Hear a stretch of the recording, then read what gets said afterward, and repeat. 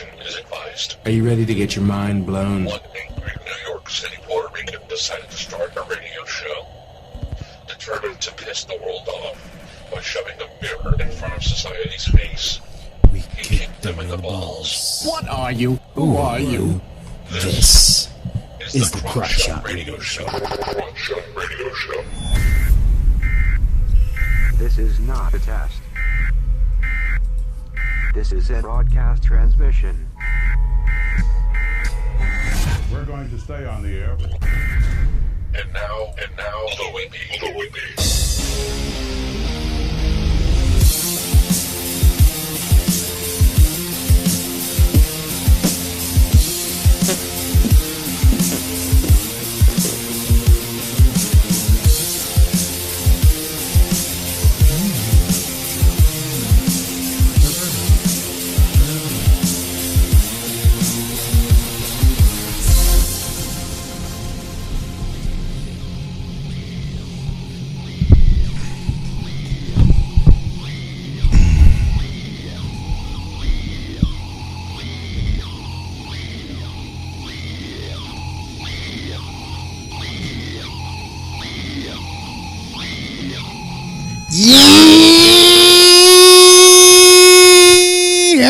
Welcome to the Crotch Shot Radio Show, where we kick the issues in the balls.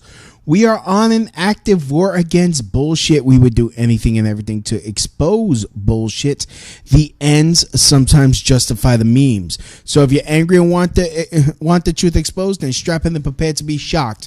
This is Smash Mouth Talk. If you can't accept that, then fuck off. I'm your host, Louis B. I takes no bullshit from nobody. I actually expose the bullshit of society and chop it up into easy to digest chunks for you. Today won't be any different. Today, you probably already heard about it. It's all over the news. It's all over the internet. I was there live. I saw this shit. I saw this fucking travesty with my own two eyes. But before I get started, let me get my guest on right now. Let me call this fool. See if he wants to come on. I mean, not want to come on. Get him on here. Boom. There we go. We got Gabe Brown.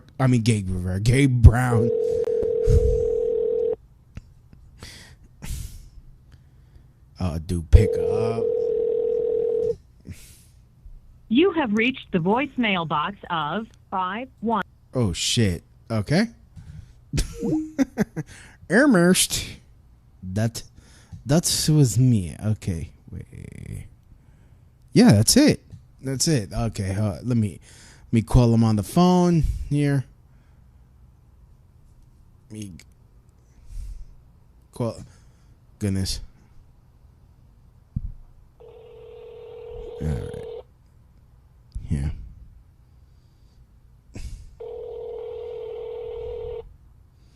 Have to call him on my cell phone to let him know I'm going to call him on Skype. I should have told him earlier. Sorry. Jesus. Oh my God, dude. Oh my God, dude. Oh my God, dude. Oh, dude.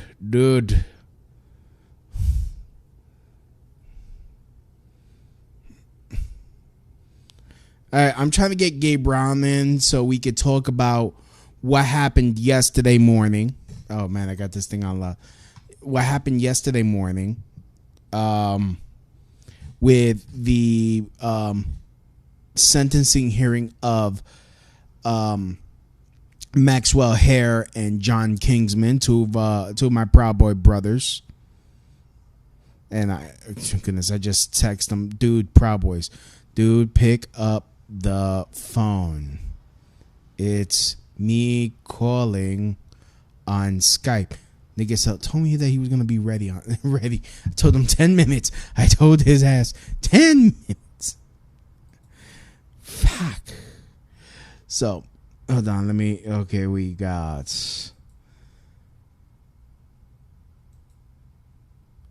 So, anyways, thank you, Vincenzo, for sharing the video.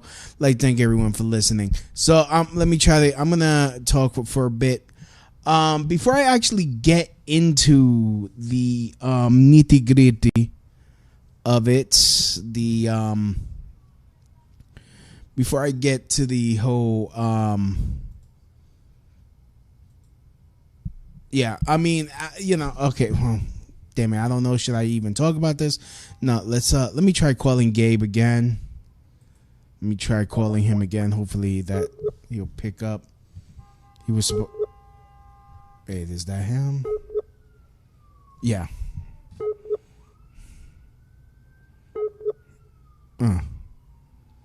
He got no call. What the fuck? That's me. All right, let me try dialing it.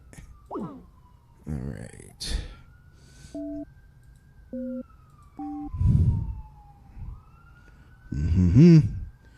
Okay, I gotta dial him again because he didn't receive a call.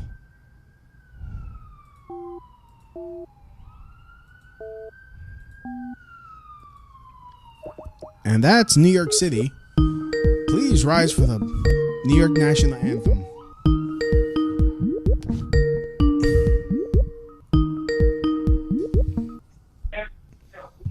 Gabe. Yeah, it was weird. I wasn't getting your phone calls. All right. From what you're telling me. That's all right. Now we finally got you on. Yeah. So basically, I started off by vaguely talking about the bullshit that happened yesterday. Yes, indeed. Well, since there's so much of it, there's like piles of it. I mean, where do we start? No, let's just start from the beginning. I mean, I was there from the beginning to the end of the bullshit. Yes. First was Maxwell Hare. Max, he was the first one up on the chopping block, as it were. Yeah, he was the first one on the guillotine block. The kangaroo court. I mean, can we just call them what they? Can we just call John and Max what they are? I mean, they're victims. And political prisoners. Let's scapegoats. Yeah, they are political prisoners. It's clear to anybody who understands this. Let's cut the bullshit here. They're political prisoners. 100%. Yeah. They try to paint the Proud Boys as a far right white nationalist hate group, and the hate street gang. Yeah, and the funny thing is they're doing a terrible job at that. Actually, living up to that title, considering it's a rainbow, multicultural, racial, multi-ethnic group of people, multi-sexual. Yeah, like everything. Pretty much everything within the male variety for the most part. And, obviously they have girlfriends and wives and stuff like that that support their husbands and boyfriends. But the point being, if they're a white supremacist or even a white nationalist, a white identitarian or white pride group, they're doing a terrible job at presenting the white pride and the fact that every ethnic and racial group is involved. Yeah, when it's very ridiculous to even tell anybody with a brain in their head that that's even a white supremacist group. When fucking I'm so pissed off. When fucking Joshua Steinglass, the assistant DA, said that bullshit, I felt like getting up like, hi, I'm brown. I'm a brown person. Yeah. I'm a Proud Boy. Well, he probably called you a white supremacist too. It is. Our definition of white supremacy is not the definition that Antifa applies. Their definition applies when it comes to white supremacy. They believe the Bill of Rights is a white supremacist document, and the foundational documents and the founding of this country is a white supremacist nation. They actually believe and subscribe in the same things that some actual white supremacists that I've run into have told me. Yeah. So they share the same sentiment of belief. Vincenzo says white supremacists. Vincenzo says subgay. Yeah, their definition's not our definition. Yeah. I mean, it just goes to what I've always said about the left or these political these socialists, that they're all a bunch of they're just just dishonest. They're just straight up dishonest, intellectually dishonest people. Yeah, they're very inconsistent with their positions and the ideology. I mean, the only thing they're consistent with is attacking everybody they disagree with in both verbal and violent physical ways. So, I mean, it's absolutely out of control. And what was done to our two friends, our brothers, is absolutely disgusting. I mean, yeah, you said it. The DA, not the DA, the prosecution. Yeah. He had an absolute hard-on to have these kids and their lives ruined, to make sure that they suffered. And he referred to them as like a white power group and like a gang. But when it came to discussing Antifa, no such labels were applied to them when they're actually dressed in ninja-style masks. They look like something out of the Foot And here's the kicker: all of them were a bunch of lily white, fucking like meth addicts. They look like fucking skinny ass like meth addicts that were like they were breastfed heroin. Like that's what these kids fucking look like. Well, they look like I they mean, sucked. Let's face it, their diets. A lot of them are vegans. They're putting people down that choose to be vegans, but at the same time, they're malnourished by choice. They're vegans, so that they're not getting an adequate diet. They're not getting the adequate protein that they should be getting. I'm sure people will scream at me like, you can get protein out of veganism. It's like, maybe that's possible. But the point is, you look at these kids, they're not eating meat. They're not eating a healthy diet. They're malnourished. They look like they're on the Auschwitz diet, for crying out loud in some instances. They have no meat. At best, being a fully wet rag, they probably weigh like 110 pounds, some of these people. Some of them are heavy set, but the point is, they just very malnourished. They don't have any meat on their bones. They're extremely skinny, and they have no strength. And a lot of time, honestly, if you did hit them, you'd probably do serious damage to them without even trying. That's just the reality. It actually looks a lot worse than it actually is. Yeah. Sad, quite frankly. And they're also, they have they have deficiency issues, on so many different scales due to just a bad diet and lack of sunlight. And a lot of them are just like these pasty white, upper class, upper middle class kids that, maybe you have a trust fund or their parents are well off somewhat. I mean, majority of them are like that, but yeah, you do have your occasional drug addict, meth head types that are involved with this, and homeless people that they kind of lead on. There's a lot of that in this too, I should add. So, yeah. What you were saying, Louis? No, it's just, I mean, these kids, I shouldn't call them kids. They act like kids. They're mentally like the age of like maybe 12. Physically, that's another story. But yeah, that's why we refer to them kids, because they behave like children who are having temper tantrums. Anyway, I'm sorry to interrupt. Yeah, no, that's all right. I mean, just going back to this court case. I mean, like even Max's lawyer was like, there was no one showed up. No one showed up. I mean, no one went to the police. No one went to the hospital after this. There was no proof of injury. I mean, these are facts that have been stated by us ad nauseum by everyone. They said fuck you pigs. We don't talk to the police. There was no and honestly, later we got to get to that punchline. The whole punchline during John Kinsman, his fucking debacle. Yeah, exactly. What we should be saying to everything every time we come across it. You're right.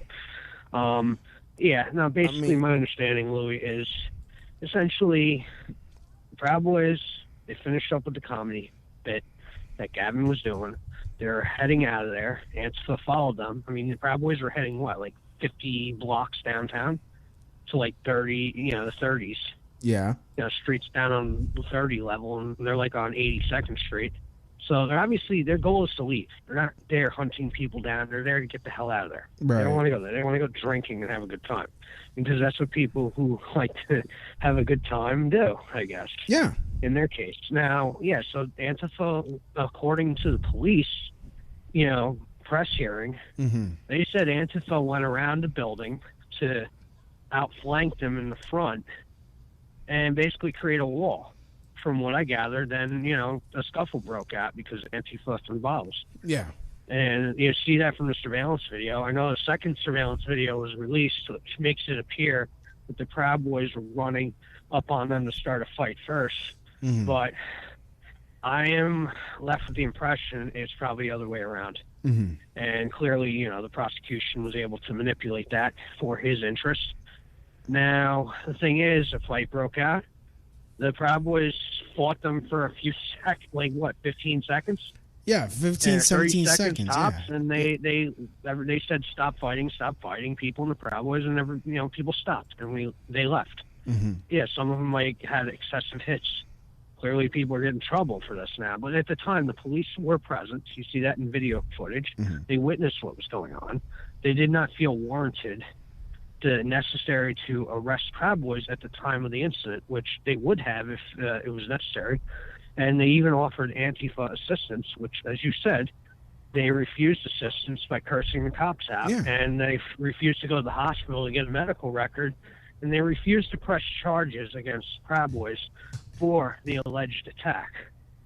Now, nothing was going to happen to the Proud Boys because there was nothing there. It was honestly, from my experience, it was just a typical, brawl outside on the street that you would see at, at any bar in a rowdy neighborhood. That is what you see in places that, unfortunately, I guess the wealthy elite aren't going to. That's just a typical night for a lot of people in certain places. I hate to break it to people. And honestly, if you want to feel sick or whatever, when it comes to street fights, which place is the freest when it comes to street fights, because they have a specific law on the books for street fighting. It's called mutual combat. Can you tell me where, in what area is mutual combat legal? I understand. I believe it's either Portland or Seattle. They actually do have a both law which allows for two individuals, so long as the police are there and it's sanctioned, to actually engage in mutual combat. If I'm not mistaken, I forget which location. I know it's one or the other. It's both, actually. It does exist there. I don't believe that exists in New York. It doesn't. At one point, but I don't believe it does now. And clearly, this court case is evidence of that, because there should have been no issue. Now, as I was saying, Antifa refused medical attention, refused help from the police. They refused to even file a police report, let alone a medical report from a hospital. So, at that point, there should have been no charges filed against anyone, as there was no actual crime or record of a crime committed or damages conducted towards anybody. So that should have been the end of that. But, as you know, people are sore losers on Antifa's side and, the far left. The regressive left, they felt the need to contact their media friends and those who have influence within the city mayor and the governor of New York, Mr. Cuomo, Andrew Cuomo. And as of a day or two later, they turned it into a big media storm and frenzy demanding quote-unquote justice for the quote-unquote victims of Antifa who violently assaulted people and then lost the bout. So that was the only reason that Proud Boys were actually arrested.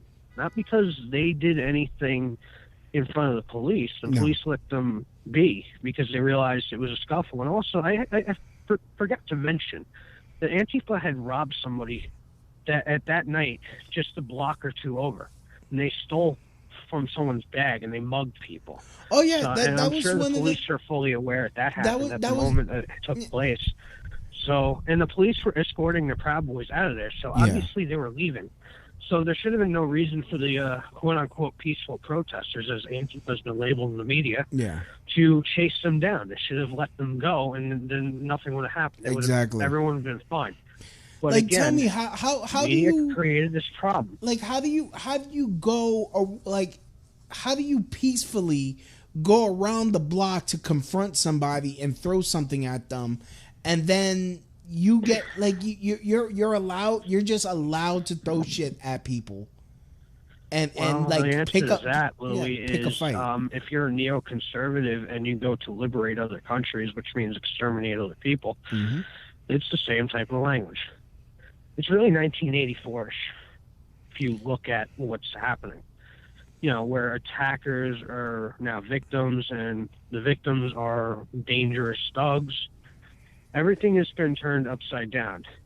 Yeah, and the funny thing is, the Proud Boys, as you know, turned themselves in to clear their name and to explain that the situation was self-defense because they had nothing to hide. They had nothing to run from. They should have been in the clear. Because they were actually being responsible at that moment. I mean, you know, basically they were convicted of what they said. It was that's pretty much, and I mean, because apparently the state took on the responsibility of being the victim. Yeah. So now the state has chosen to take the place of the victim, and these people are now being prosecuted based on that, which is absolutely ridiculous. It but is. Yes, that's ultimately what occurred. I mean, there was no victim, there was no crime, so the state became the victim of a crime they then decided to prosecute people of. Yeah, Vincenzo on Facebook, he says, the Sixth Amendment provides that a person accused of a crime has the right to confront a witness against him or her in a criminal action. This includes the right to right to be present at the trial, which is guaranteed by the Federal Rules of Criminal Procedure, Rule 43, as well as the right to cross-examine the prosecution's witnesses.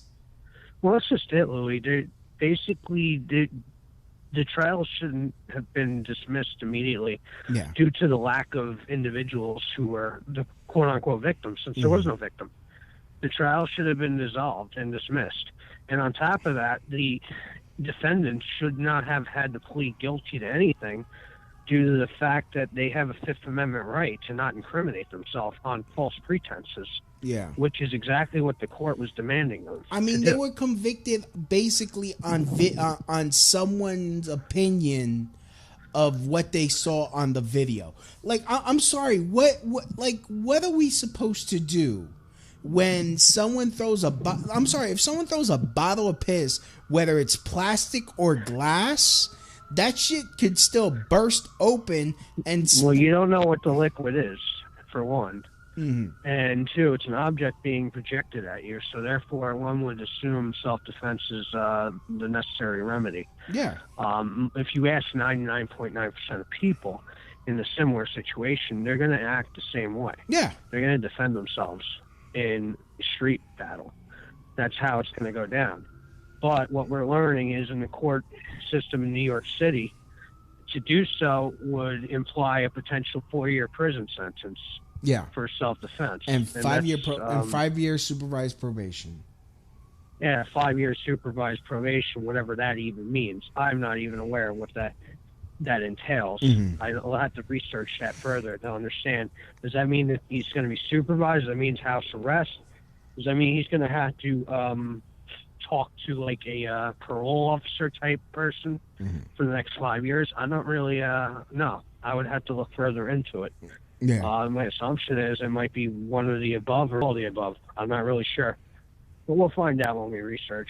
So essentially the Proud Boys were railroaded after they did the right thing, and Antifa never turned themselves in to be cross-examined, and the state, the government, took it upon itself to be the victim of the crime, while at the same time victimizing the Proud Boys by labeling them a terrorist outlet.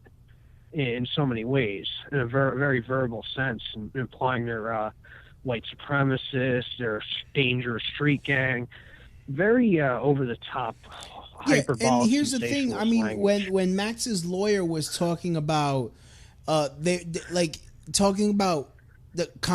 contrasted the Antifa that jumped a journalist, and they only got probation, not even a criminal record. They're just getting probation. Probably not even a year probation. And there was proof of that guy needing to be hospitalized after the beating and the robbery. Whereas the Antifa guys, they were able to walk away on their own power. Yeah, maybe they had some cuts and bruises, but they didn't need to be taken away in a fucking ambulance. But the Judge Dwyer, said that didn't matter. Now, Louis, obviously the bruises and the cuts and all that stuff clearly didn't warrant a 4-year prison sentence. No. If these individuals were capable of getting up and walking away just fine, without the need of attending a hospital to have their wounds mended by assistance from a doctor. Yeah.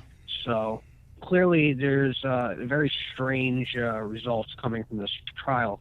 Mm-hmm. And it's clear that the Proud Boys, like I said again, have been railroaded, and this is political, despite what others may claim. In fact, they just kept over and over saying, well, these decisions are not based on, this is not political, this is not political. You know, Gabe, you know what else wasn't political?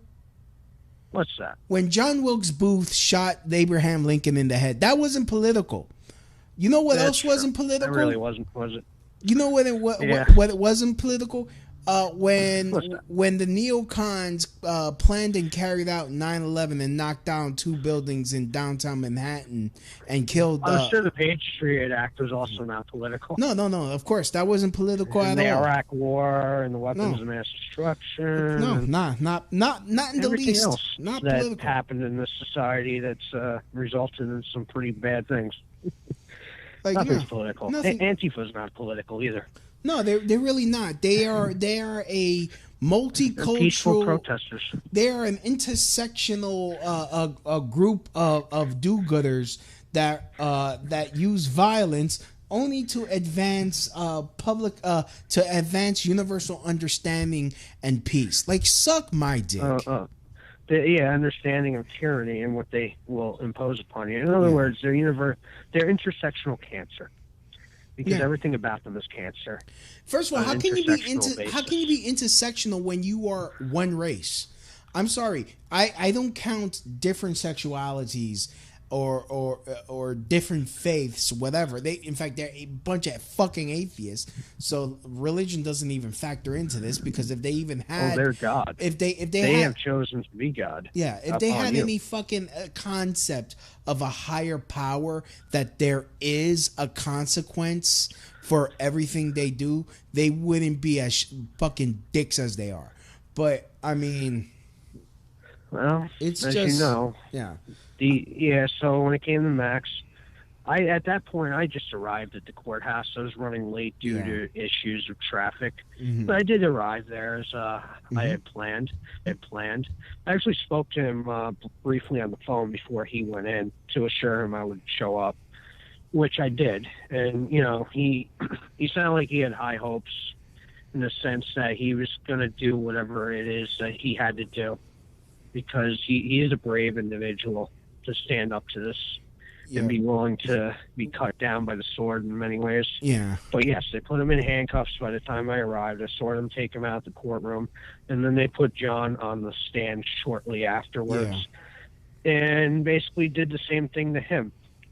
Yeah, it was not political. As you know, the prosecutor was a jerk, and he was bringing up drinking and drunk driving and things that had nothing to do with the court case. The same thing with Max. Yeah, with Max and John, he kept bringing up. He brought up Charlottesville. He brought up the fights that happened in Portland. He brought up the fights that were started by Antifa, mind you, and it's all documented that it was started by Antifa. What happened in Boston. I mean, it's like, even the judge, to his credit, actually said that this has nothing to do with the case. Why are you bringing it up? But the judge is not blameless in this. Sadly to say, that's not even much to say about the judge, considering the judge had some ridiculous remarks of his own to make. Oh, yeah. But, yeah, I mean, the prosecutor may as well have brought up, like, stuff that Max did in high school when he got an F on, like, his math test or something. I mean, that's the type of, like, level that this guy was doing. This guy was being incredibly petty. Like, I swear to God, he brought up when Pettiest of petty. Yeah, when he brought up when John was in preschool, he said poop to his teacher, which means he deserved a 5-year term in prison. Like, wait, what? Oh yeah, like that's how ridiculous it was. Anyways, we got some comments coming in by the Sad Russian on YouTube. It's a complete bullshit that these two men were arrested for defending themselves. Fuck Antifa. Vincenzo go on Facebook. He writes, it's really a chemical biohazard attack. Referring to the bottle, filled with mysterious I mean, liquid. Actually, that's how the when I was at the White House earlier this year at a gathering or I wouldn't call it. I guess it was a protest, right? Well, and I was with certain individuals, and Antifa threw some water balloons filled with some kind of substance, paint or something, and it was right in front of the White House. Well, apparently, the White House took it upon itself to send out people in biohazard suits to analyze the substance on the sidewalk that was the residue from the broken balloon. This day, I don't know what was in that balloon, but the White House considered it to be a chemical weapon, potentially, enough to where they sent out biohazard, tech people. I don't even know what you call them, but they're people to analyze the substance that was on the sidewalk. So, yeah, he's technically correct. You could make that case an argument, I think. Yeah. I mean, without a doubt. Yeah, I mean, it's like, like the lawyer kept asking, Max's lawyer was asking, why is it that this case wasn't thrown out, yet people where there's actual evidence of harm being done to someone, they get probation and no jail time, yet these gentlemen, they no one shows up, and I forgot what the point was I going to make. Fuck. Well, in comparison to the both cases, if you look at the actions, it seems to appear that the charges, when it comes to Antifa-related instances of near-death experiences, strangulation, extreme brutal violence, they only receive a small degree of time. Whereas when it comes to the Proud Boys, they receive double the amount of time of, detention that Antifa does. So I think that was the point that the lawyer was trying to convey. But unfortunately, it's not related to that particular case. So that's not relevant, even though it may be. It's not relevant, but you know what else is not relevant? The battles that Antifa launched against people they deemed Nazis back in the 1930s. Yeah, which we should get into that as well. What did the judge... you should read the Ollie Winston quote from what he wrote on his Twitter regarding what the judge said about the 1930s, if you can locate it. Yeah, let me find it, because you did send it to me. It is absolutely hilarious when you read what this guy wrote. And Ollie Winston is a piece of work, too, I might add. Oh, here it is. Ollie Winston, who's a Antifa schmuck boy. Yeah. Proud Boy really Maxwell Hare sentenced to 4 years in New York prison on first-degree gang assault conviction for his part in a brawl with anti-fascists on Upper East Side last October. Judge Mark Dwyer cited precedent of political brawls in the 1930s Europe as cause for a heavy sentence. Wait, what happened in Europe in the 1930s? Yeah, that is a justified reason for the Proud Boys to get a much heavier sentence. What does that have to do with the case at hand in terms of like the actual charges and the evidence and everything else? But again, Louie, it's not political. It's not. It wasn't. It was not political. It's not political.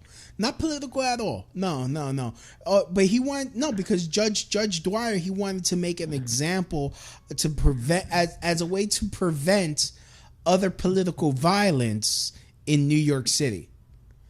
You know what? I think it might actually escalate political violence and do the exact opposite of its effect. Oh yeah. Not necessarily for Max or John, but maybe by unknown individuals in the future who may see that there's no recourse in the legal system to help them. So they figure maybe they're going to have to take things into their own hands, the way that Antifa certainly has. Or I don't know. Yeah. Or on the other hand, it could empower certain people who maybe don't honestly, and I'm just going to tell this story right now.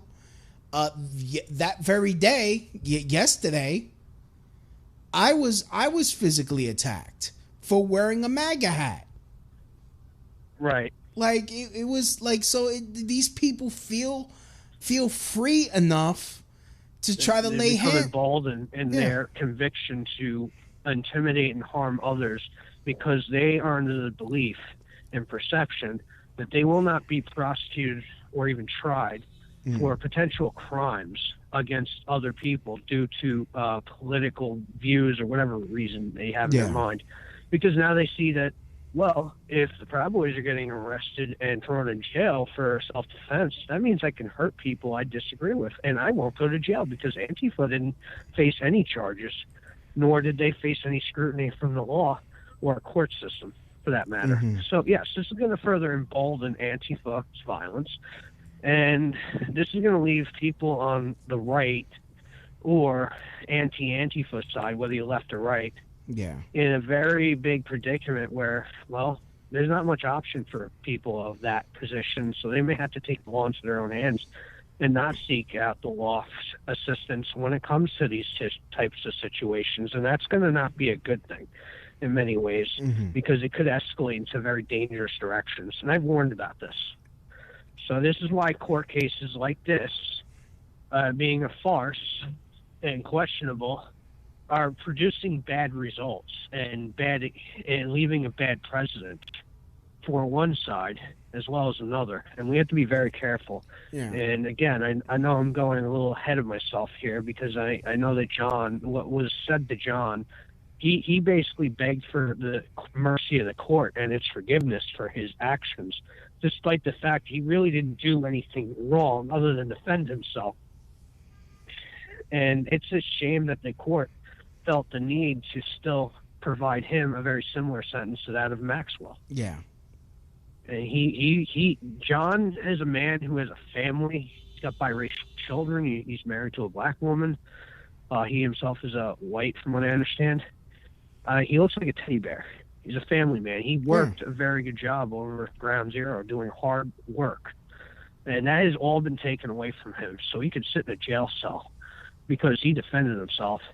And Antifa, a bunch of rich kids and brats who can't handle the fact they lost the fight. Hell, one of the guys just that destroyed his life. One of the guys that was, I hate to say convicted, because if you don't do any fucking type of jail time and you don't even get a criminal record out of it, I don't see that as a conviction. But whatever.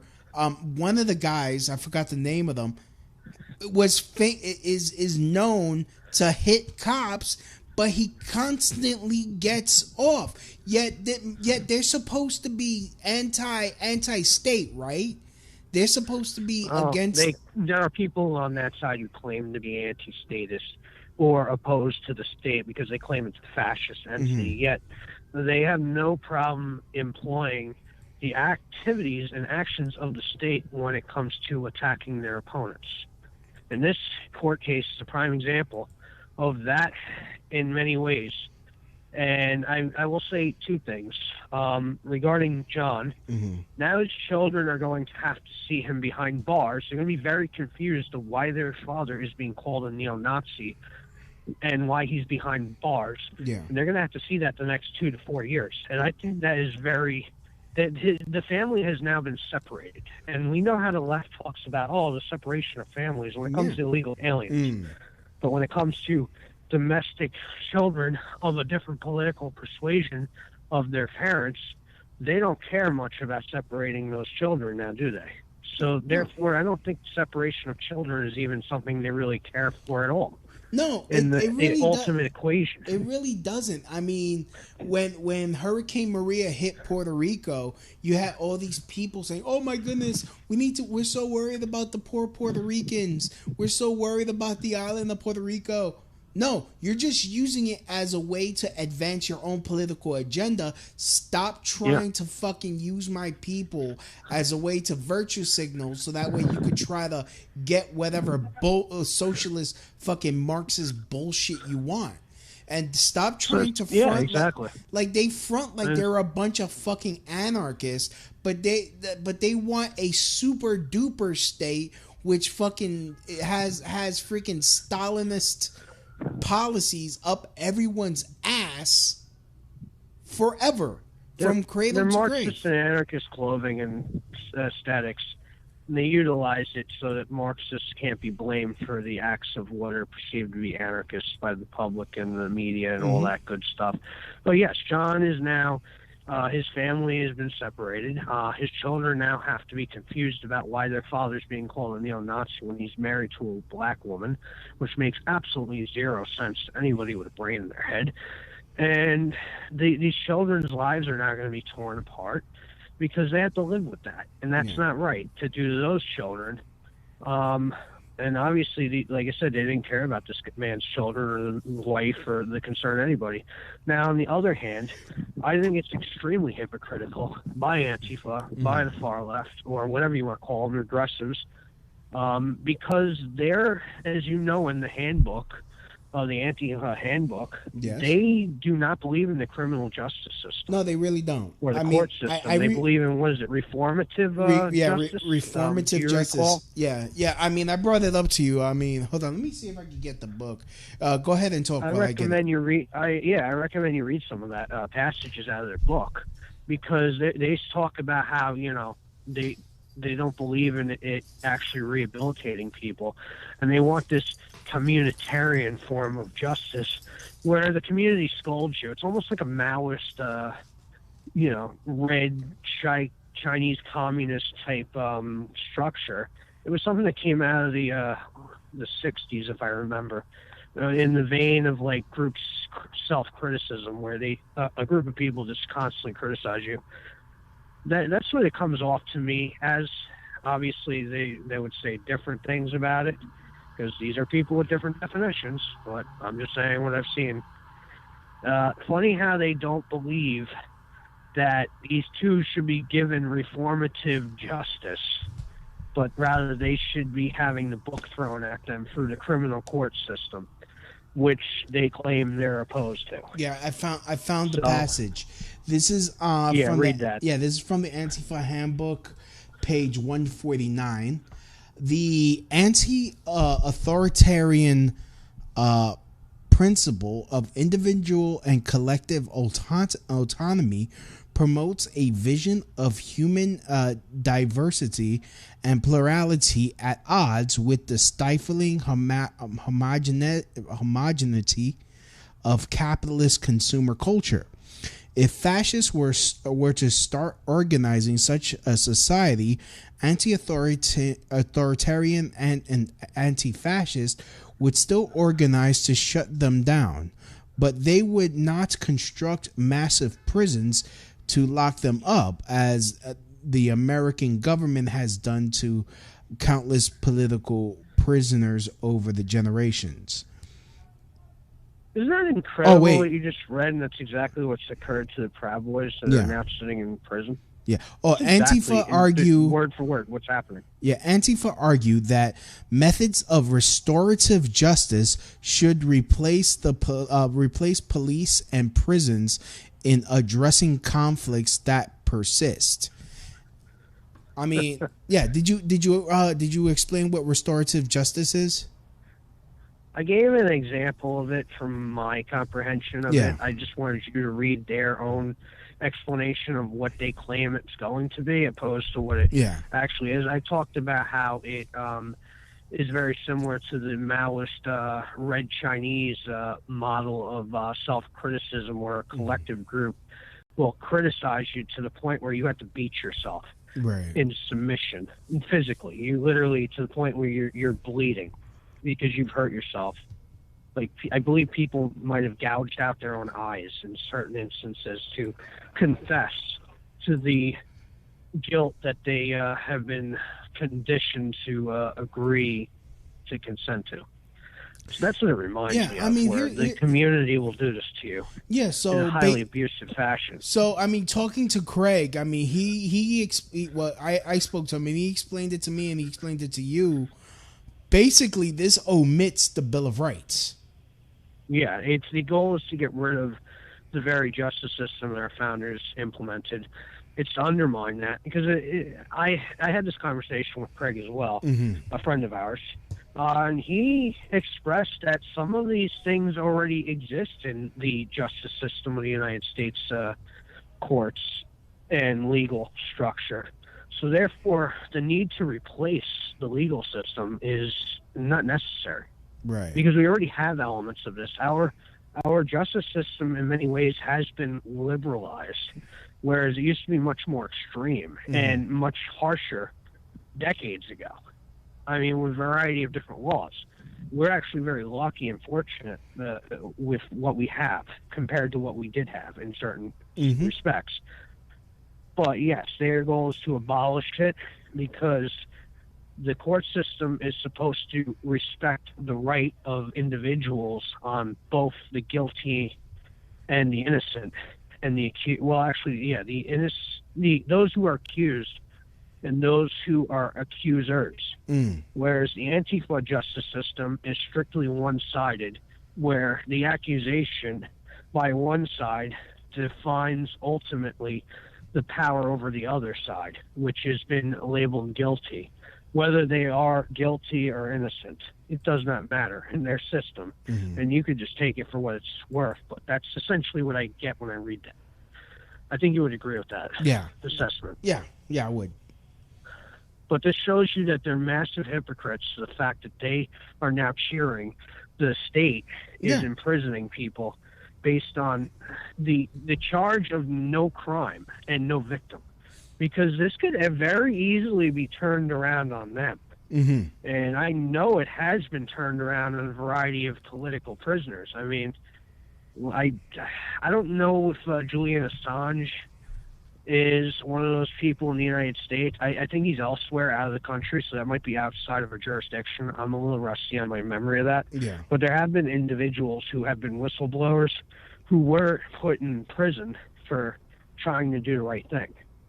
And that has happened throughout the decades passing. So that is when the state has, criminalized people for merely doing their patriotic duty. So we don't want to set a precedent where the state has the power to do this to people on all ends, because this is another reason why Antifa are naive and silly, and these regressives. They are so happy to use state authority to punish people that are their enemies, that they don't recognize that state authority will then justify its right to do the same thing right to those idiots, the useful idiots.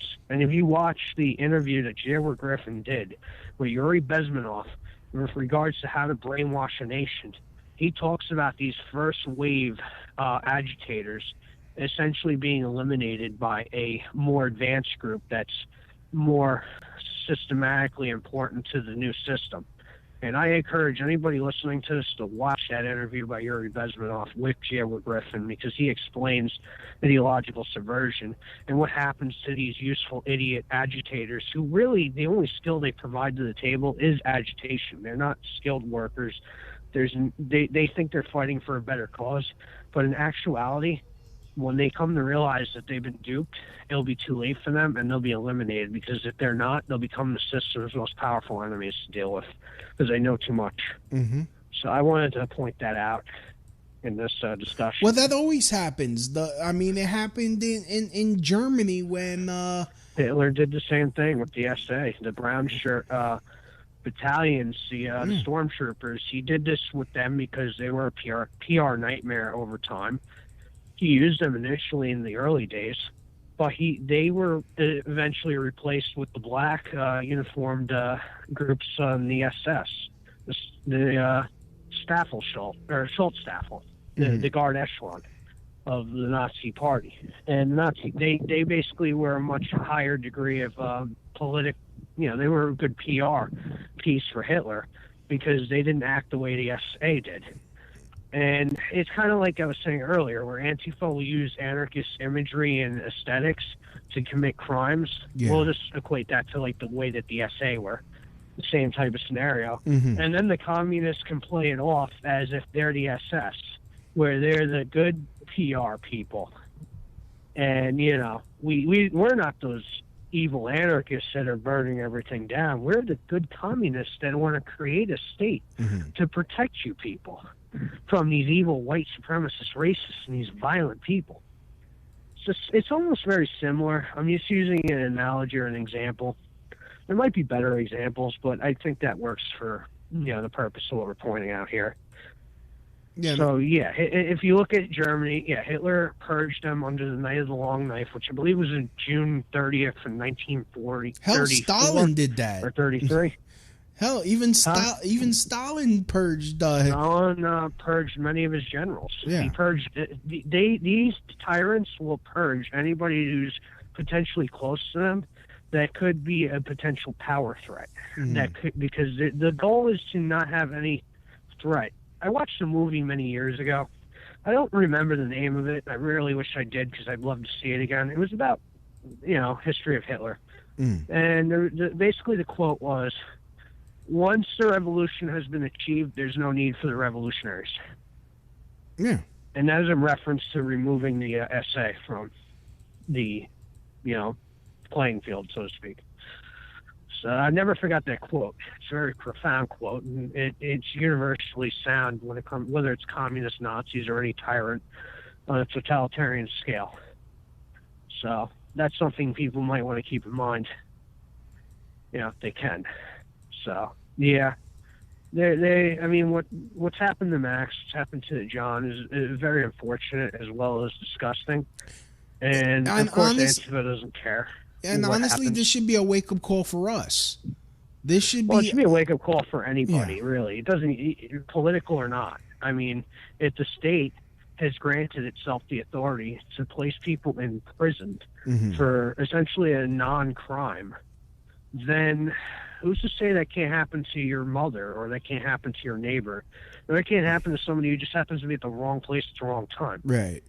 And it also sets the precedent that one does not have the right to self-defense. Yeah, I mean, that they have to be mugged, at least in New York City. In fact, I can't speak for the state of New York, but certainly New York City. In fact, I gotta use the bathroom, so I'm going to take a quick music break, and when we come back, I'm going to talk about my assaults. I mean, if you need to get a drink of water, I will be right back. I will say this much, Louis. We should talk about some other criminal cases and how Antifa has manipulated the court system against people. All we right. should show other examples of that as well. Yeah. Okay. Briefly. So this is when you get back. Yeah, when we get back. So that was a good teaser. This song is called Schizoid by Section 8 Cartel.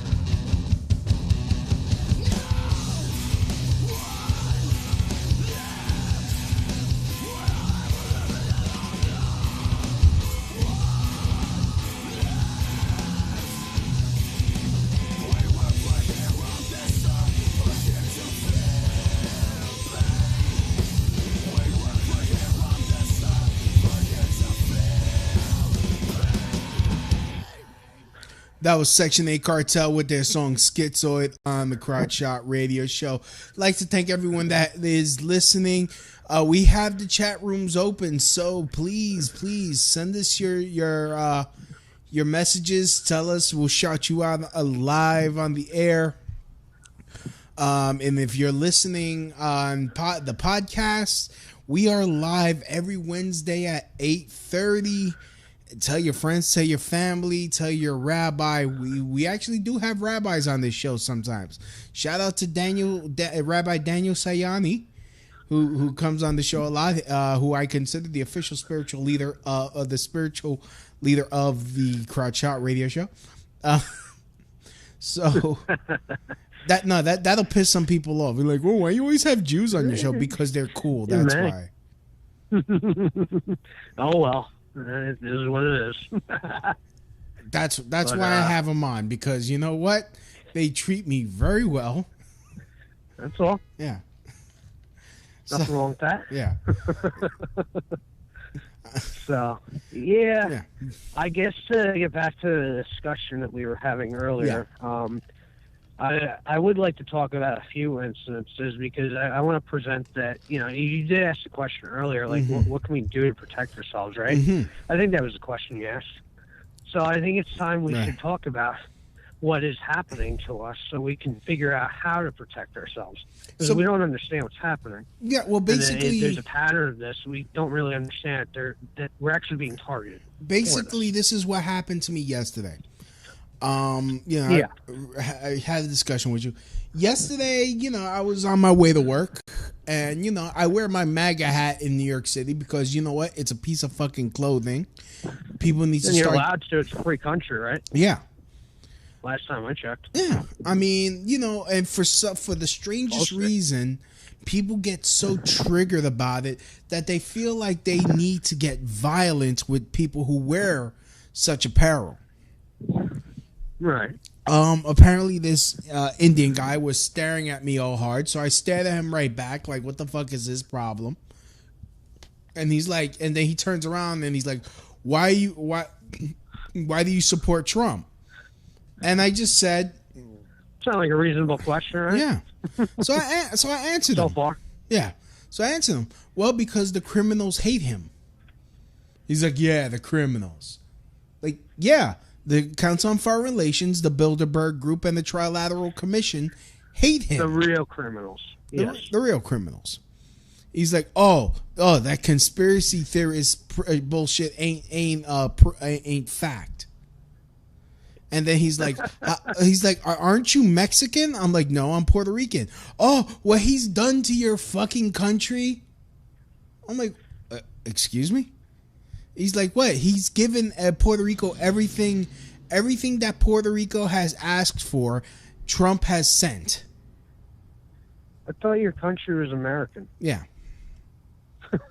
I guess it's not. Yeah. I guess it's not. Yeah. Oh, it's not officially the 51st state, whatever. Yeah. Oh well. And then he's like, I see him inching closer and closer to me, like he's gonna kiss me or something.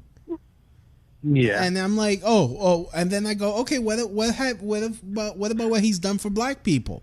The prison reform. He's like, oh, you mean what he said about black people? I'm like, what did he say about black people? Oh, that they're I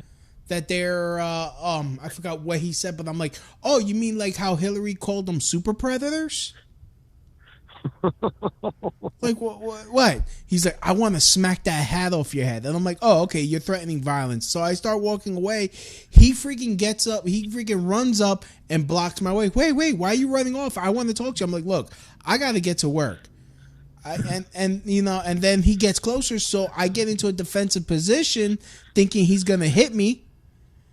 And he's like, oh, what? Don't be acting like you're going to reach for a knife. I'm like, wow, that's really racist for you to assume that because I'm a Puerto Rican that I have a knife. So he smacks the hat off my head and runs away. He just sounds like a clown.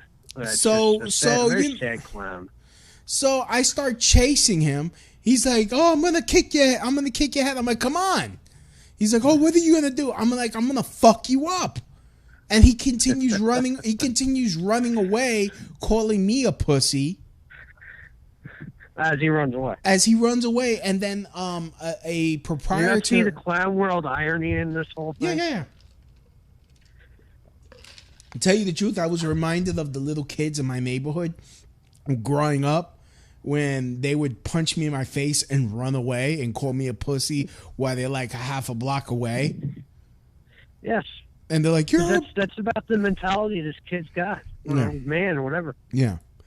I mean, he told me that he's an Indian guy, that he works for some policy reform, whatever, collective something or other. I don't remember. I guess we're going to have to do some research to find out what that is. That sounds like, I don't know, just an ignorant thought makes me think it's like maybe one of the tax-exempt foundation type outlets, which probably does have connections to the CFR and all the groups that he just dismissed as conspiracy theorizing, which would explain why he would dismiss that, because he probably has worked with those type of people. Assuming this is one of these organizations, I don't know. I'm just speculating, but you get my point.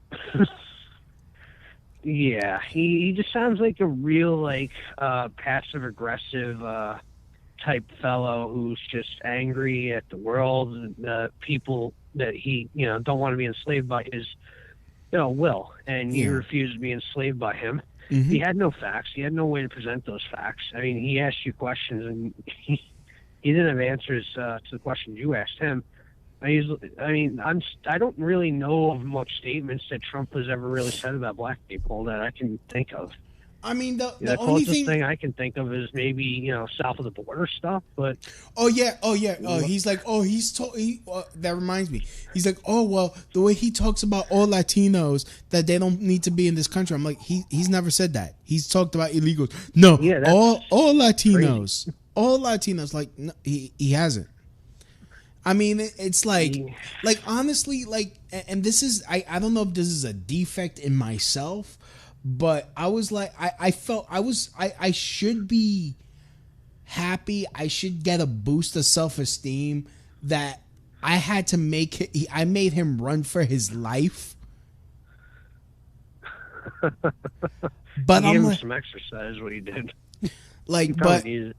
He's like, oh, your fat ass can't catch me. I'm like, if you're so big and bad to smack somebody's hat off their head, why aren't you man enough to fucking square up?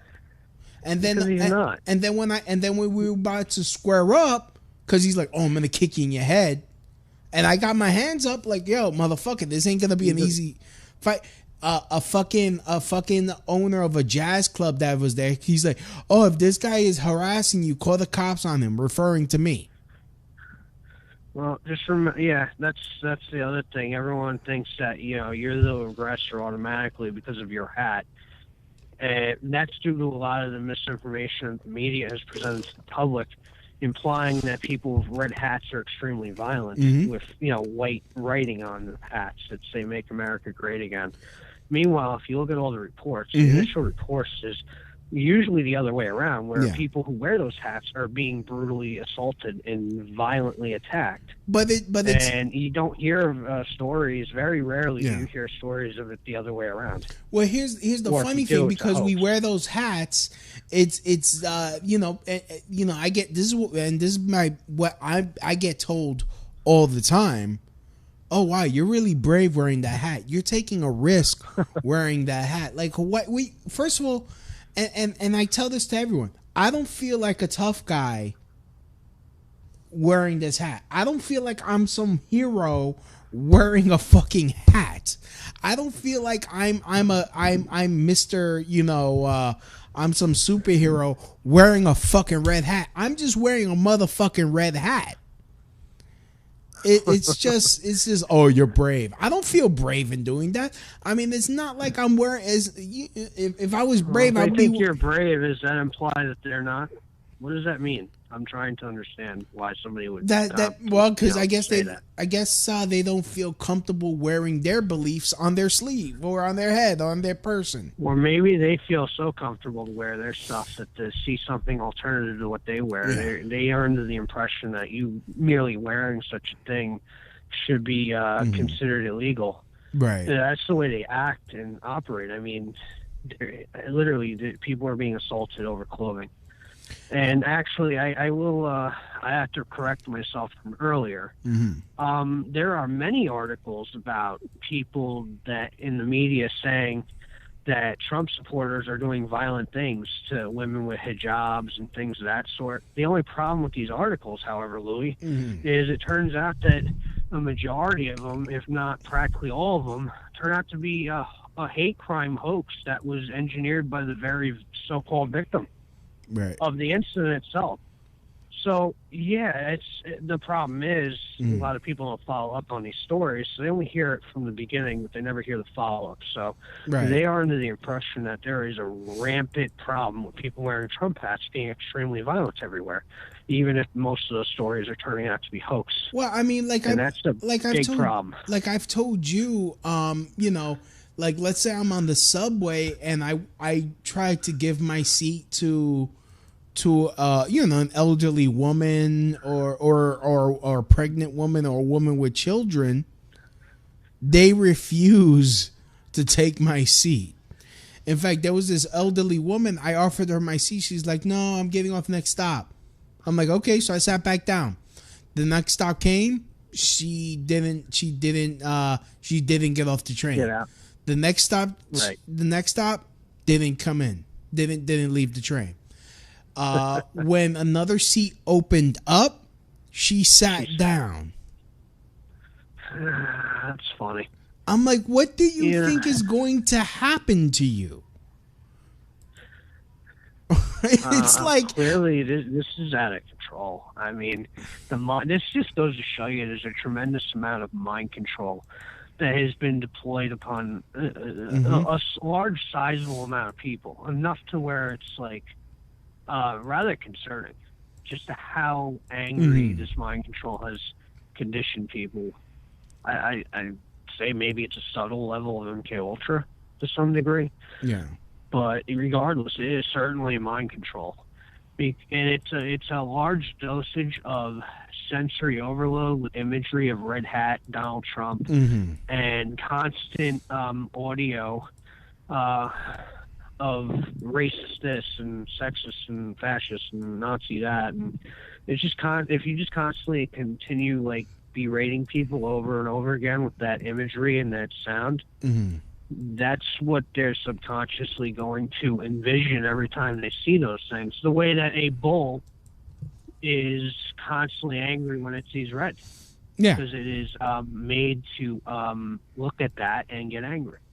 The same way if they're doing it to people. They may not be poking them with swords, but certainly they're poking their minds with imagery and sounds that are, well, it's like hitting a light switch once you see it.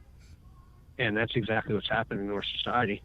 And that's very sad and also very much dangerous all at the same time. And we have to be aware of this. And like I said, it's nothing new. This has been going on for quite some time. They've done this to the American flag. They're doing it to the Bill of Rights. Doing it to anything that's truly Americana and libertarian and liberty-based. Yeah. And as I was saying earlier, Louis, what happened to Max and John, this is not like an isolated incident where it just randomly they happen to get caught up in this mess. On the contrary, this is something that's been going on for quite some time, quite a few years now. I know personally of some instances where Antifa has baited people into fights so they could put them in the court system. And I can tell you of at least another case. Okay. Back in 2017, it was around February. I was actually, there was a bar on the Lower East Side. Gavin McInnes has briefly touched upon this topic. Two Antifa brothers attacked a group of 211 Boot Boys. They're a multiracial skinhead group that just having a party. They were having a pre-party to a concert they were going to have the next day. Now, these Antifa brothers showed up. They went around heckling these people by going around the bar that these people were located and told everybody they're all neo-Nazis. Then it got to the point where they literally threw a punch at one of the people at the party. you know, these Antifa kids were putting their video cameras up in the air and, you know, with their phones, and, you know, they could see the logo on the phone. They were Antifa members. They didn't hide that. Mm-hmm. They tried to throw a punch at one of the people I know. Then, well, those people fought back. In fact, here's the article from the Gothamist. Yeah, the Gothamist was one of the most infamous of that. Yeah, incident. A crew of right-wing skinheads allegedly attacked two brothers at a bar on the Lower East Side early on Saturday. This article is from February 13, 2017. Yes. Yeah, a Saturday morning over an anti-fascist sticker on one of the men's cell phone cases. That sounds sounds like capitalism right there. I mean, they merchandise. Yes, they have emblems, logos, flags, uniforms, you name it. They For actually sale. have a whole clothing line in Rose City, Antifa. The thing not mentioned is, again, Antifa threw the first punch. They have no mention of that. Yeah, the Tufts reportedly zeroed on the two men, Columbia University graduate students, as they exited Clockwork on Essex Street at around 12:30 a.m. after one of the skinheads noticed a sticker on their phones for the group NYC Antifa. The loosely knit group of activists who monitor far right neo-Nazi activity and occasionally rumble with those they deem fascist. Occasionally. So engaging in violence, in other words. Yeah. One of the guys sees my brother's phone, grabs it, and starts screaming, "I know what the fuck that means. I know what the fuck that sticker is. You need to get the fuck out of here." One of the victims told New York Post he throws the phone to the ground and they just start jumping us right in front of the bar. That's funny. I wonder who they are, because they turned out to be like one person. And also, I actually arrived at that bar later on that night, and I had asked people myself, eyewitnesses, to what was going on, and they informed me that these two brothers were going around telling everybody that there were Nazis in the bar. And in other words, heckling the partygoers. And I also was able to find out later on that these two brothers threw a fist at one of the people who saw their stickers. They were the ones to throw it first, which this article makes no mention of either of those things. Yeah. So these kids basically got into a scuffle with, like, I guess one or two people. And then these kids, because I guess they didn't do such a good job in fighting the two 11 guys or whoever, that they ran to undercover cops, from apparently what the article would imply. And they claimed that 7 people jumped them with brass knuckles and knives, which I don't know if they'd be alive if that were the case. No. I think they'd be lucky if they were in a coma for months. But yes, this is an instance where magically undercover cops just happened to be around, and then immediately they arrested somebody that night at the bar. All I know is I did see these two brothers. They were walking around, they were bloody on their head because they got into a fight, but they weren't walking around. They weren't, like, in a coma or dead. And essentially the newspaper, within 24 hours to 36 hours, reported on the incident as, like, violent neo-Nazi skinheads. The same way they attacked the Proud Boys, same type of shit. They were threatening 15 years in prison to one of the defendants for the charge of deadly weapons and gang-related activities. They actually, it was exactly the same story with the Proud Boys. Now, the only difference in this case is the defendant that was apprehended was able to, for the most part, beat the charges because there was no brass knuckles or knife, but there was violence. And the two brothers, they basically stuck around for the court case, but eventually they departed. I guess they didn't want to further things. And the individual got a misdemeanor for, violence and 10 days community service. He was able to beat most of those charges because a lot of it was bullshit. And I have speculation about the two brothers might be connected to some skull and bones type stuff. I'll talk to you about that in the future. But that's probably why they didn't want the case going further. Now, again, the reason why this is important is because it was the same scenario. Actually, I saw a tweet by Spencer Sunshine just days earlier where he actually was talking about how under the Trump administration there's going to be a lack of funding for right-wing extremist groups out in the street, gangs. And he was all upset that they weren't going to have any more funding to go after these gangs. Well, all of a sudden, this incident occurs, and they're screaming about how we need funding for all these right-wing gangs. So, I don't know. That's a little coincidental. It might have been a setup on the part of Antifa to get the 211 guys in trouble. In fact, here's an update. They posted it. Situation. In fact, they posted an update. It turns out that Matt Restuccia, lead singer of the right-wing oi band Lone Wolf, and a 211 member, was DJing an after party at Clockwork on the night of the attack. A flyer for the DJ set advertises it as an after party for the concert by the legendary English punk band Cocksparrow. Cocksparrow. Oh, Sparrow? Yeah. Yeah, I believe that's what I could be wrong. Okay. The point, yeah, Restuccia was signed out in a 2014. Was singled out in a 2014 blog post by New York City Antifa for the photograph of him wearing a shirt of the white power band Skullhead, posing in a group with alleged neo-Nazi. On Restuccia's Facebook page yesterday evening, a friend wrote, "What's with 211 going to bars where their friends work and starting a bunch of shit? I've only been fired once, haha," Restuccia replied.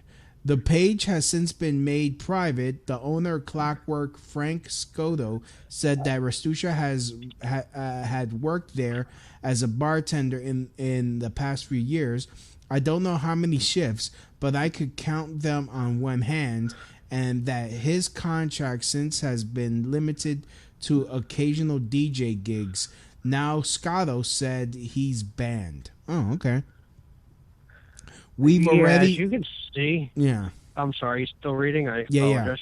We've already banned Matt from coming here, and he and his friends, and obviously without statement, anyone else that's a hate group or a neo-Nazi, he said, adding, "It's my fault that I didn't know that he was aligned with these guys.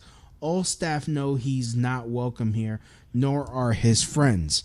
Further down in the Facebook thread, another friend, as Restuccia, "Lay it down here, Matt. What really happened?"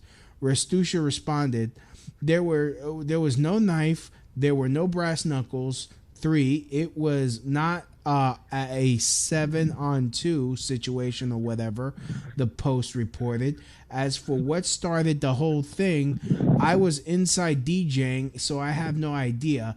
At the end of the day, it's an unsubstantiated, one-sided report of something minor being made out to be something far bigger than it is. Yeah. Well, like I said, I ended up going there that night after the incident occurred, because I have a tendency to show up after things happen for whatever reason. I don't know, I must be cursed. But the thing is, I've spoken to people. They told me that these two brothers were heckling people, and, well, I found out later they threw the first punch, which the article fails to mention either of those details. But if you read the pattern and the way the article is framed, it's exactly identical to the way that the Proud Boys incident was framed and what was done to them by the far left and these Antifa characters. Same type of scenario. Same type of charges, same type of accusations. Everything about it is virtually identical. And I'm going to tell you a little postscript to this incident. The individual who was able to get 10 days community service, about a year later, when he was down in Virginia, some Antifa folk found him in Virginia and they sprayed him with mace and stabbed him with a knife with the intention to murder him for his being a Nazi in their eyes.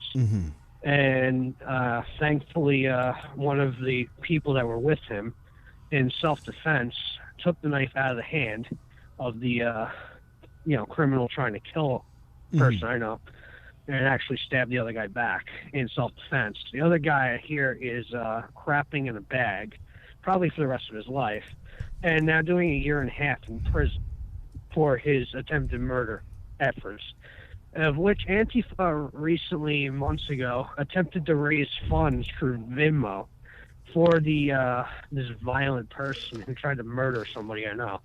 And they tried to play it off as if he was the victim of a knife-wielding Nazi, and he's being persecuted. Meanwhile, the truth of the matter is he attempted to murder somebody, and the actual other people were being persecuted. And all of this happened to him because of a bull crap article of lies implying this guy was a Nazi, and he got away with hurting two Antifa brothers who were a bunch of spoiled brats. So yeah, this happened just a couple years ago. This is before anyone was really paying attention to Antifa. Anyone knew anything about this. This is all isolated stuff that no one knew about, except for a handful of us. But as you see, the same story is happened to Max and John from the Proud Boys in almost the same exact scenario. The only problem is, unfortunately, the charges stuck with the guys that we know, and they're now paying the price for self-defense. But Antifa is allowed to attack people. There's a handful of these type of situations where this stuff has happened in the past. Right. I can't remember them all. But I know if you do a little digging around, you're going to find it's always the same story with these Antifa. They always try to hurt people. They fail at winning a battle. They get their asses kicked, so to speak. And they run to the police and claim that the other people are the aggressors and that they're the victims. And then they try to have you put away in handcuffs and locked up in prison. This is one of the tactics Antifa is deploying. And the reason for this is because they can't win a physical bout against any of these groups they start with. So the only option they're left with is sidelining people who are much physically stronger than they are through prison or probation or whatever, because by doing this, those people will no longer be on the street to defend anybody or themselves. And this leaves Antifa with free reign to do as they please to whoever they want without being challenged. So this is a tactic they're deploying, and it's quite clear to anyone who's been watching this pattern of action. We know the legal system also is very lenient on them. Look at the bike lock professor out in Berkeley. Yeah. He hit people with bike locks over the head, potentially murdering them. And the amount of time he received after being identified by a tremendous research group at, I believe, 4chan or 8chan. 4chan. They were able to identify this man through image scanning. That would have never happened. This man went to court, and you would think he'd be doing time for attempted murder and felony charges or a deadly weapon. But instead, he received 3 months probation for attempted killing, murdering people on multiple occasions.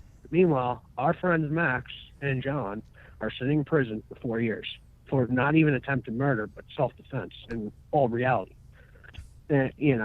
But that's not just there's been many cases. I don't know what the update on Falarka is. The by any means necessary woman in Berkeley or Oakland. I don't know what her situation is, but I'm sure she's getting very limited time as well for violent assault. And there's multiple. All right, here it is. Here I found an article real quick because I use DuckDuckGo. George orders Antifa communist Yvette Falarka to pay Judicial Watch legal fees for her totally frivolous lawsuit. Yeah, she tried to sue people saying it was a right-wing conspiracy to, go after her, despite the fact she's on video beating people up. Yeah, because that's what Antifa says about our guys.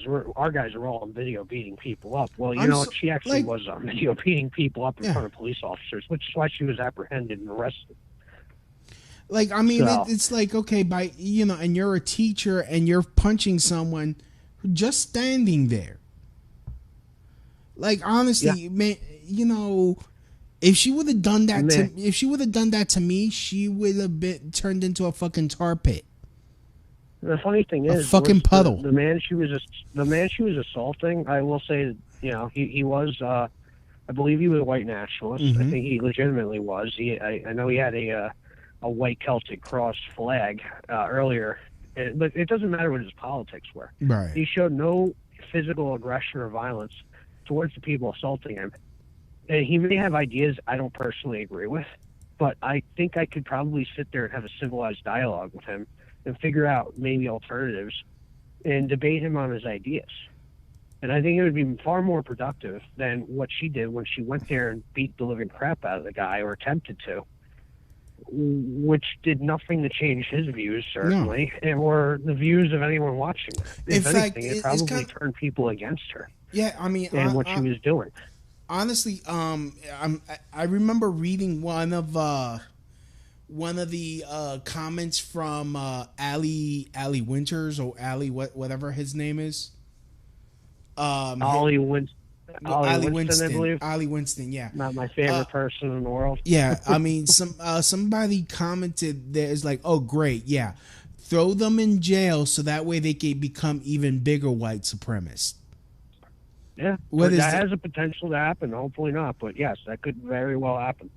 So it's like, oh, and they were actually advocating for reformative justice instead of throwing them in jail, because now it's like, oh, now they're going to become real white, and now they're going to become even worse white supremacists and become worse. That's the other thing. Yeah, that's the other thing, Louis. That actually, there's a lot of times where people end up in prison, and because it's so racialized, where blacks are with blacks, browns are with browns, and whites have to be with whites, because there is a lot of racial tension and violence, that people are kind of, they're left with the only option in some instances that they have to join white power gangs, or black power, brown power. And because I'm telling you, it's a very racialized situation. It's very racially segregated in terms of groups and who they support and what they'll do. So you're actually putting them in a petri dish to have the potential of them becoming white, supremacists, white nationalist types. That can happen. And that's not just that. You can also have the same thing with black nationalists or brown nationalists.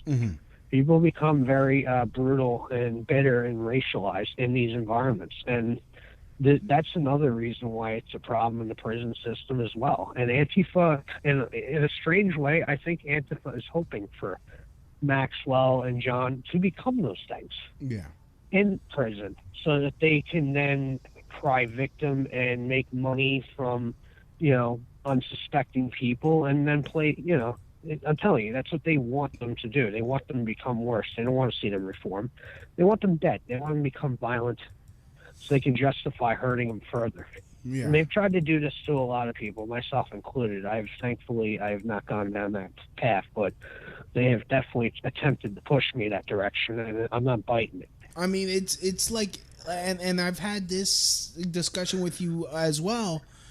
Like, it's pushed me to become more right wing, lean more towards the right, more away from libertarianism. Like a libertarian type, do as let live or whatever.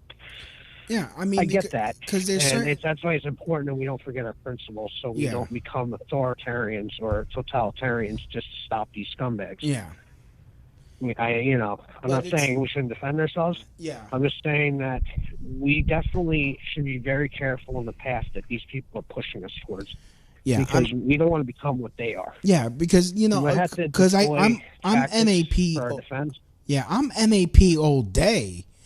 Like, I don't feel, but it's like the moment the you issue is they don't consent to it, so therefore can it really apply to a group of people that don't consent to the verbal contract of the non-aggression principle?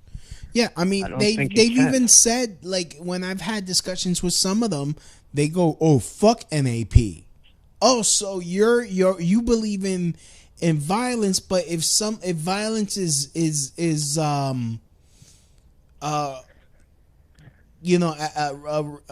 deployed against them. Yeah, like in retaliation for their violence, it's wrong.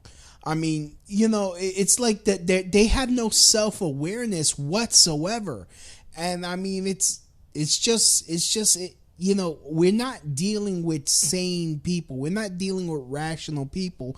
You got these guys that, they hate the state, but they'll use the state while saying that they are that the state doesn't represent them. Yet they're constantly getting these light sentences. They're constantly getting these slaps on the wrist while we are getting actual jail time. Well, I will say this: that the state that they claim does not represent them in any which way or form. If that were to be true, and it might be true to some extent. However, if this were to be true, that they have no representation of protection by the system, then why is it that the system provides them sponsorship at almost every avenue? Not necessarily monetarily, but certainly resource-wise. Why is the state providing them with much more leniency in court decisions when it comes to instances where people have been brutally hurt or criminal acts have been conducted and committed? You do not see Antifa receiving, or even a lot of like these far leftist types, these regressive types, receiving harsh prison sentences or harsh criminal, sentences of any kind of, just a punishment. You don't see any of that. Mm-hmm. Whereas with the people on our side, which they claim we're the establishment, we're the ones protected by the police and this and that, you see severely harsh prison sentences, severely harsh criticism and scrutiny by the entire establishment, whether it be the media industrial complex, the academia, college industrial complex. Hell, I mean, and the actual higher ups in the police, the government itself. In New York, at least, you see no sympathy towards anything on the right by the system at all. It's quite obvious. No, and especially if you especially in academia or hell in professional. I know I catch crap at my job because I'm very open about my political opinions and who I support, because everyone is open. Everyone at my job is open. I really I get this guy's an idiot, and I don't know. I support Bernie. I support Kamala. I support this. Oh man, there's so many good decisions on the Democrat side. I'm like, wow, you guys don't pay attention to dick. Well, as I said, you can look at the two sides. You look at how the law and court cases of a similar variety are administered. Yeah. And the charges are drastically, they're not the same by any means. They're extremely, extremely imbalanced. Right. They're not balanced in the way that law is supposed to be administered. Mm-hmm. Because the other way around, where it was these Antifa people doing the thing that the Proud Boys were accused of, which they were, and they were charged with the same charges. My question would be, would they receive the same sentencing?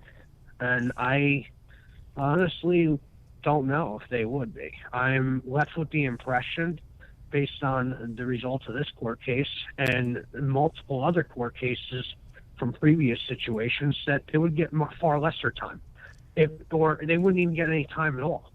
Right. And I look back at the instances from Occupy Wall Street when many of these people would be arrested and assaulting cops and just tearing up the streets. And many of them would just have their cases dismissed and they would be let go.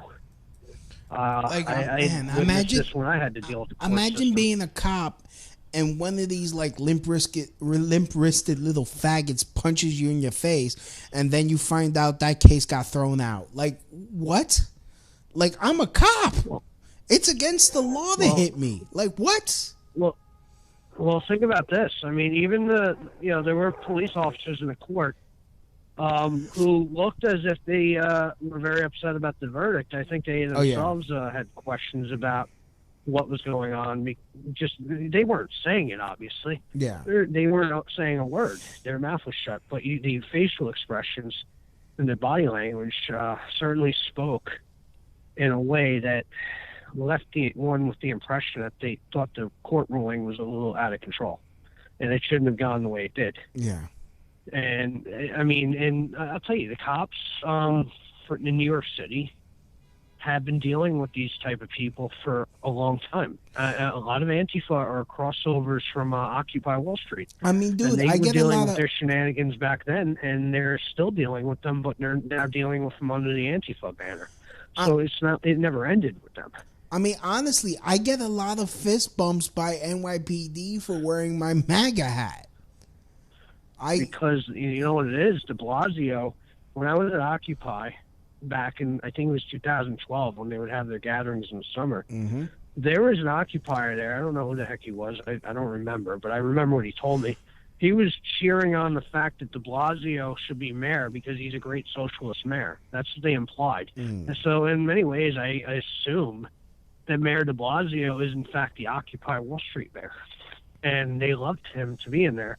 And the funny thing is that the cops, they've been under a far greater degree of scrutiny because of him, in terms of like having pressure put on their job to like enforce jaywalking tickets, and it really put stress on them to essentially overreact and commit police brutality. I think that's what's happening and what has happened, and I think the mayor has contributed to encouraging that type of atmosphere occur to police officers who probably want to do the right thing, but they're under so much stress.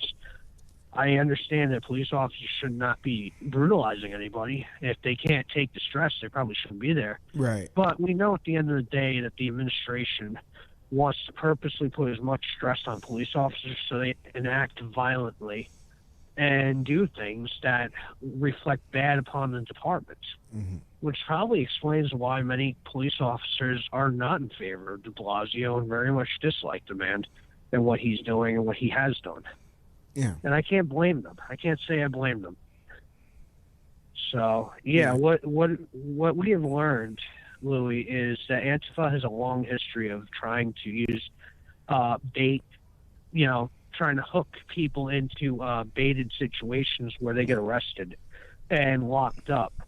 And I'm sure there's many other court cases that you'll find the same type of incidences occur. I mean, look at Joey Gibson out in Joey Gibson, Tiny in Portland. Tiny's another one who's been sidelined as well because of these instances. From what I understand also, Louis, there are people up in Boston who were extradited to Rhode Island because of disorderly conduct charges from a year earlier. I did not know this, but if you get in trouble in the state of Rhode Island, they can actually go out of state and hunt you down like the way that they used to hunt slaves down. They can bring you back to Rhode Island for court.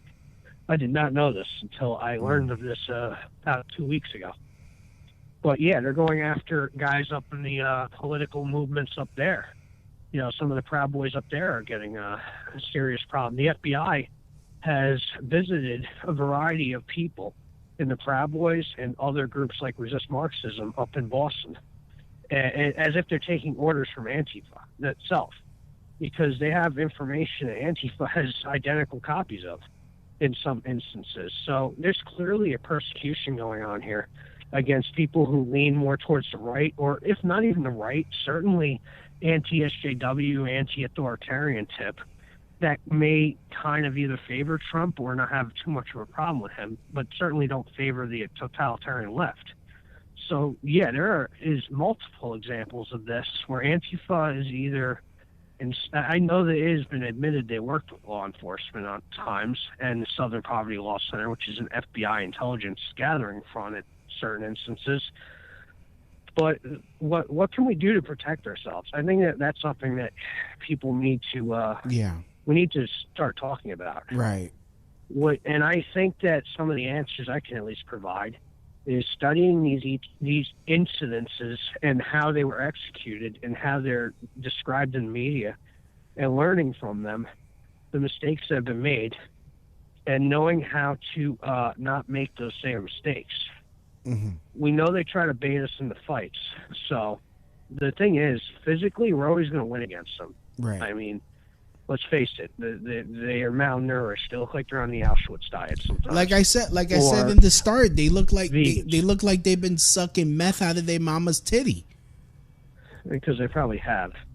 And that's a whole other subject. Yeah. But the thing is, they're physically, they're not equipped to handle trained veterans and people who know to use tactics in martial arts. I mean, let's face it, people primarily of our particular side, they're trained veterans. They know hand-to-hand combat, weapons training.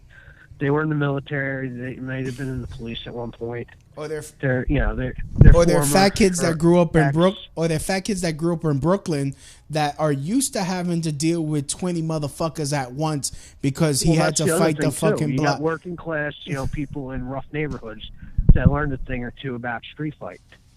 That's also a thing that we have. A lot of people on our side as well are equipped with that because they're not going to side with these communists. So you have that on our side. The point is, we are overkill when it comes to physical combat with Antifa, for the most part. There are people on our side who aren't trained, that lack training and knowledge on how to properly execute physical action. And quite frankly, those people should be training, myself included. But the thing is that we should be training only not because we need to become more brutal combat people, but rather so we can learn how to focus our physical movement to be less lethal and less dangerous and less brutal in appearance when it's documented on camera. So we're capable of restraining people. Okay, this just in. I got an update. I just talked to Max tonight. Him and John are at Rikers. They're in protective custody. He says says that they're doing good. So I'm glad to hear this. Okay, that's a good sign that they're in protective custody, only because they're not around other people who could potentially hurt them, or they could get into fights with, which is the last thing they need to do. They need to stay away from any kind of confrontation that's going to increase their sentence term or include new charges within the clink. So that's good to hear that they're in protective custody.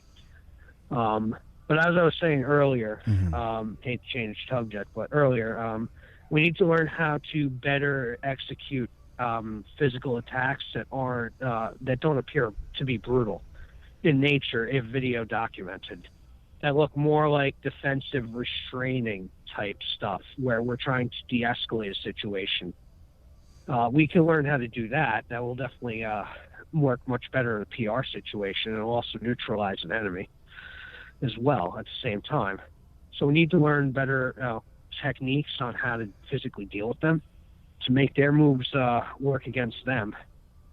And also we need to be less prone to getting into fist fights with these what essentially amount to like NPCs, these non-playable characters, these regenerated little characters in video games that constantly pop up. Because at the end of the day, they're useful idiots. They're not the leadership. They're not the people who are running anything. They're just ignorant. They don't know anything about what's really going on. Right. Fighting with them is useless. We need to start going after the higher ups, the people who have names, people who have positions and influence. We need to beat them not with our fists, but with our brains, our intellect, our intelligence. You start doing that, that's going to help out a lot more. And there are other things that groups like the Proud Boys or any other group that's been highly scrutinized can do. We can do community work. We can help fix our communities, cleanups, clothing drives, things that can provide assistance to those in need. Try to help get people jobs.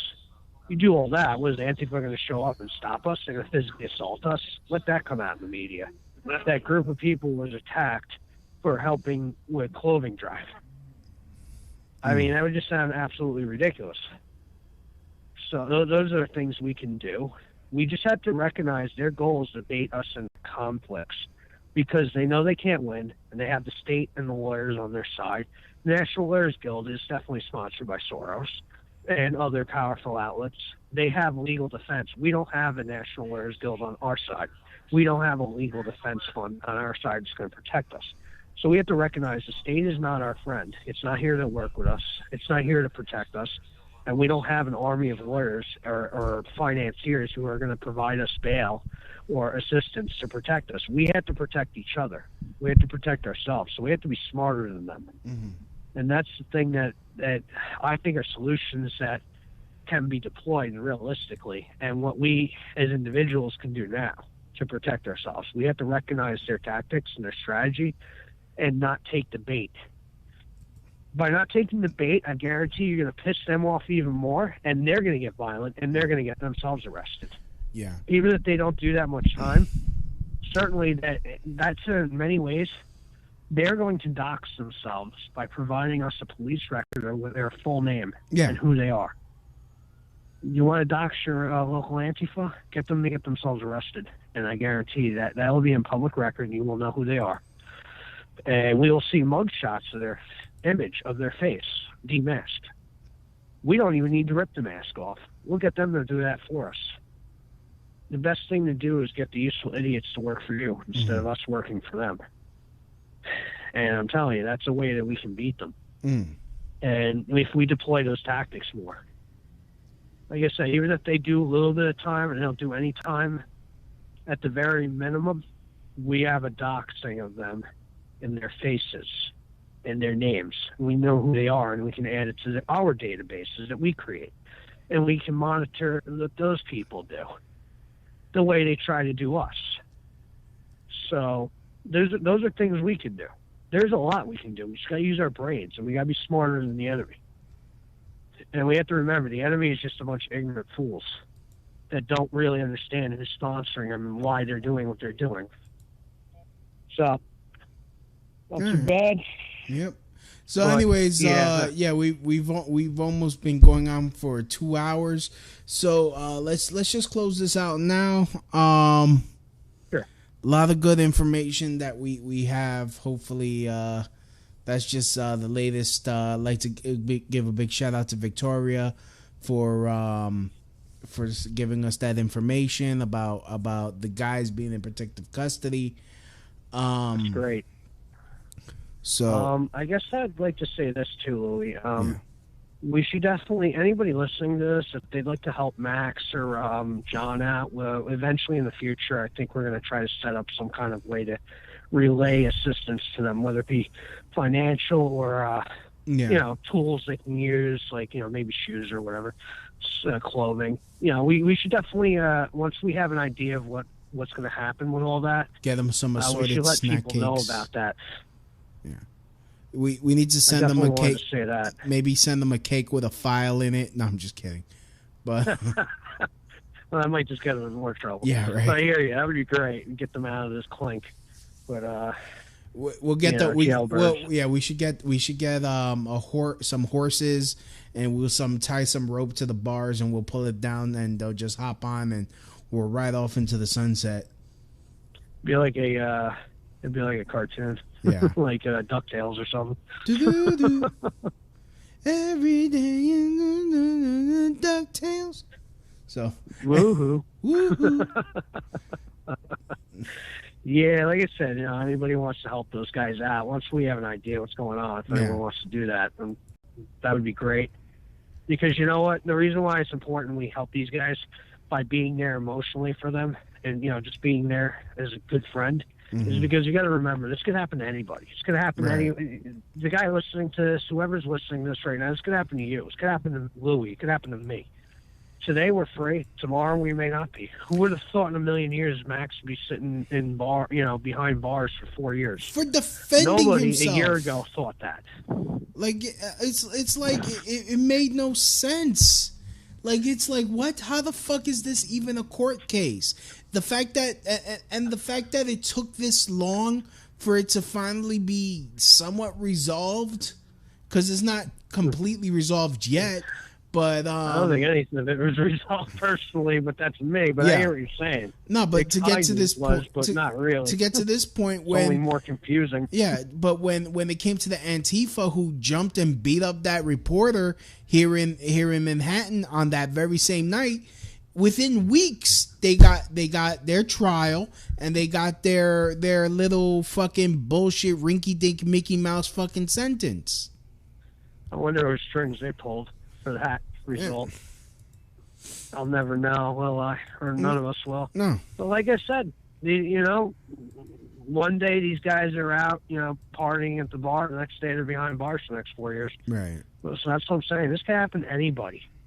So people shouldn't sleep on this. They should be aware, if this can happen to those guys based on BS, and we've pointed out how much BS is at play here, this can happen to any one of us, and we have to be willing to support each other. Right. As patriots, because there is a network of people that are very much opposed to the ideas of freedom that we all love.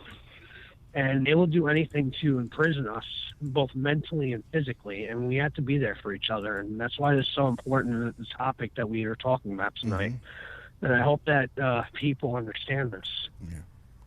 If nobody cares about them, I guarantee nobody's going to care about you either if we don't start caring about each other. Right. You have to be there for each other. So that's the point I wanted to make. Yeah. So anyways, I'd like to thank everyone today for listening. Shout out to Tori. Shout out to Donna. Shout out to Darnell. Shout out to Vincenzo. You guys are the MVPs of the day. Shout out to Gabe Brown for coming on and for his information. And as always, shout out to my personal Lord and Savior, Vermin Supreme. So, no, I'm just kidding. Well, he don't like us much these days, but that's all right. Yeah. He's still a funny character at times. He really is. So at times. At times. But so anyways. Oh, man. Yeah. I guess I'll say this. I mean, if anyone wants to find me, just go to Antifa's Twitter account, and they'll tell you where I'm at. Yeah. No, you can find me on YouTube. Even though I haven't posted in like 2 years, I need a new laptop so I can edit all the 2 years worth of footage I have. But you can find all my social media on my YouTube channel at GB0083. If you want to follow the silly posts I make on Facebook and just in general. But I will be updating videos as soon as I eventually get a new laptop, which hopefully will be a lot sooner rather than later. Right.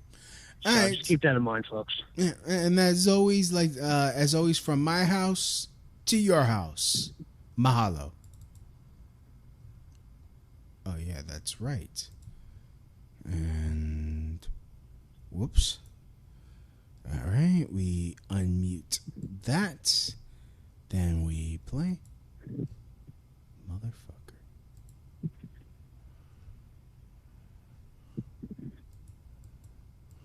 Where the fuck? That's the end of my show, donk.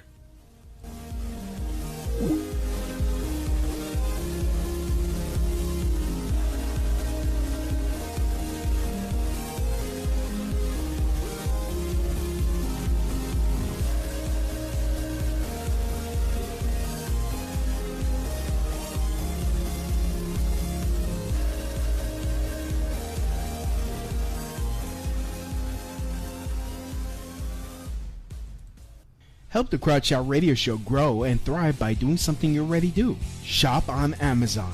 Amazon always has great deals for whatever you are looking for. From survivalists and riot gear to beanie babies. Next time you're going to shop at Amazon, use my link. The prices stay the same, but I get credit for the sale. Just go to tinyurl.com/LouisB and just shop normally, knowing that you're helping support the Crotch Shot Radio Show. That's tinyurl.com/